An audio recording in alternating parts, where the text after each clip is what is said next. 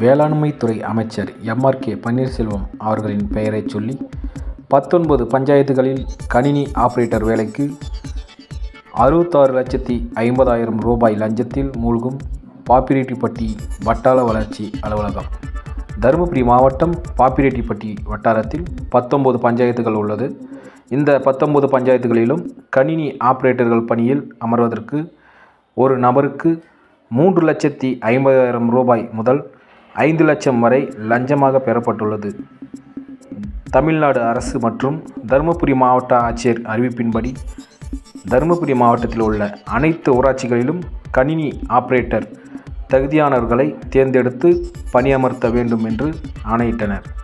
அதன் அடிப்படையில் ஏழை எளிய மக்கள், மாற்றுத்திறனாளிகள், விதவைகள், கணவரால் கைவிடப்பட்டவர்கள் என தகுதியானவர்களை பணியில் அமர்த்தாமல் மாறாக ஊராட்சி மன்ற தலைவர்கள் தங்களின் குடும்ப உறுப்பினர்கள் மற்றும் உறவினர்கள் அவர்களிடமிருந்து 3,50,000 பணம் லஞ்சமாக வாங்கி கொண்டு பணியமர்த்த தயார் செய்துள்ளனர். இந்நிலையில் பாப்பிரெட்டிப்பட்டி வட்டார வளர்ச்சி துணை அலுவலர் கிருஷ்ணன் அவர்கள் மேற்பார்வையில் இந்த பணியானது தொடங்கியுள்ளது. எனவே அவரும் இந்த லஞ்ச ஊழலில் உள்ளாரா என்று பொதுமக்கள் குழம்புகின்றனர். மேலும் தருமபுரி மாவட்டம் பாப்பிரெட்டிப்பட்டி வட்டம் கவுண்டம்பட்டி ஊராட்சியில் முல்லை என்பவர் கணவரால் கைவிடப்பட்டவர். இவர் கடந்த கிராம சபா கூட்டத்தின் மூலம் மனு கொடுத்துள்ளார். அதன் அடிப்படையில் ஊராட்சி மன்ற தலைவர் சிவக்குமார் என்பவர் வேலை வாங்கி தருவதாக கூறி ஆதார் கார்டு, தொலைபேசி எண் ஆகியவை வாங்கி கொண்டு கணினி ஆபரேட்டர் வேலையை வாங்கி தருவதாக போலி வாக்குறுதி அளித்துள்ளார். தற்சமயம் அந்த வேலை அதே ஊரை சார்ந்த ஊராட்சி மன்ற தலைவரின் சொந்தத்தில் ஒருவரின் 3,50,000 பணத்தை வாங்கி கொண்டு பணியில் அமைத்துவிட்டனர். மேலும் கணவரால் கைவிடப்பட்ட அந்த பெண் 2 பெண் குழந்தைகளை வைத்துள்ளார். பட்டப்படிப்பு படித்துள்ள அவருக்கு தகுதியின் அடிப்படையில் பணியமர்த்தவில்லை. மேலும் அந்த பெண் இச்சம்பந்தமாக வட்டார வளர்ச்சி துணை அலுவலர் கிருஷ்ணன் அவர்களிடம் மனு கொடுத்த போது லஞ்சம் பெற்று இருந்தால் அவரை பணியில் இருந்து அகற்றிவிடலாம், அதுவும் 2 மாதம் கழித்து அகற்றிவிடலாம் என்று சுலபமாக கூறிவிட்டு சென்று விட்டார். மேலும் அந்த பெண் எந்த ஒரு வாழ்வாதாரமும் இல்லாமல் தமிழ்நாடு முதலமைச்சர் மாதம் கொடுக்கும் 1000 ரூபாயை வைத்துதான் 2 பெண் குழந்தைகளை வளர்த்து வருகிறார். இதை பற்றி மாவட்ட ஆட்சியரிடமும் மண்டே பெட்டிஷன் மூலம் மனு கொடுக்கப்பட்டுள்ளது.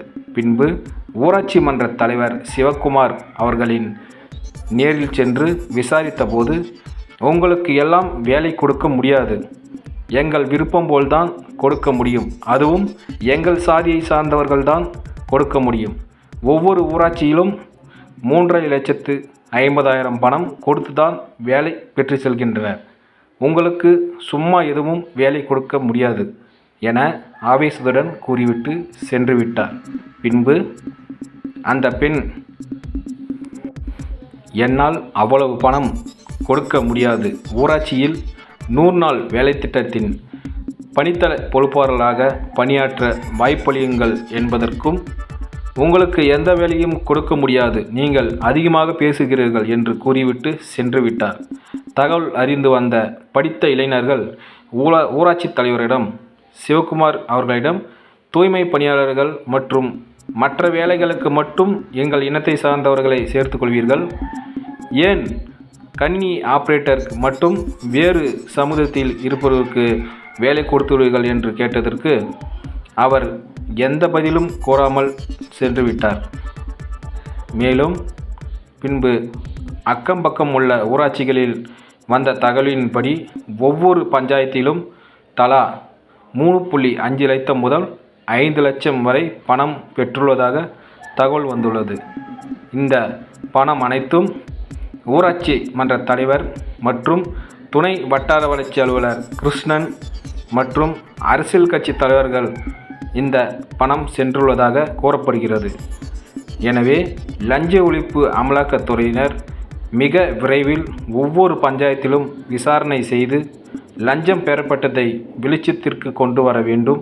மேலும் பணம் கொடுத்து பணியில் அமர்த்தியவர்களை நீக்கம் செய்து தகுதியானவர்களுக்கு பணி அமர்த்த வேண்டும் என்று பாமர ஏழை மக்கள் மற்றும் மாற்றுத்திறனாளிகள், கணவரால் கைவிடப்பட்ட விதவைகள், சமூக ஆர்வலர்கள் மற்றும் பொதுமக்கள் மாண்புமிகு தமிழ்நாடு முதலமைச்சர் மு.க. ஸ்டாலின் அவர்களுக்கும் மற்றும் மாவட்ட ஆட்சியர் சாந்தி அவர்களுக்கும் கோரிக்கை வைக்கின்றனர்.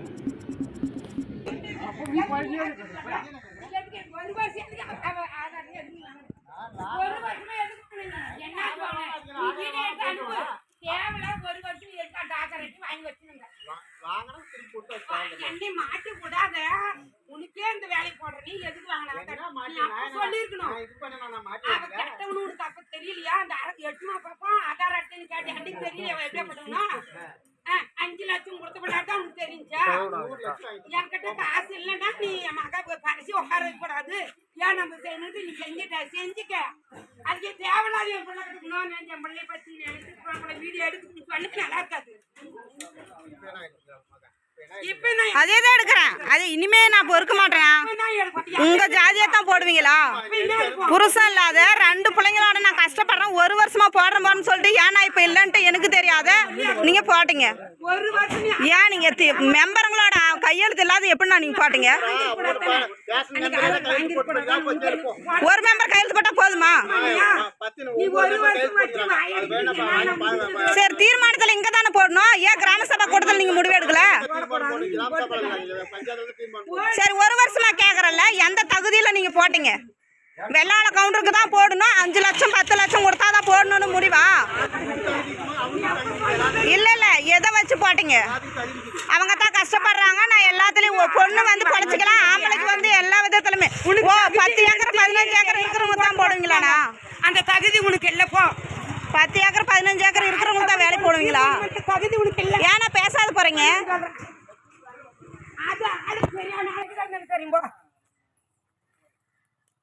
கிளம்பட்டும். பிரசன்ல இருந்து கிளர்க்குங்கல இருந்து எல்லாம் போற வரைக்கும் போகட்டும்.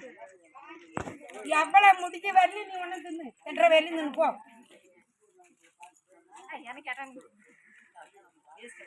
கேட்டா சரி, என் மகளை வீடியோ எடுத்து அனுப்பின இது ஒன்னே மட்டும் சொல்லி கட் நீ வேற என்ன சொல்ல முடியும் சொல்லு.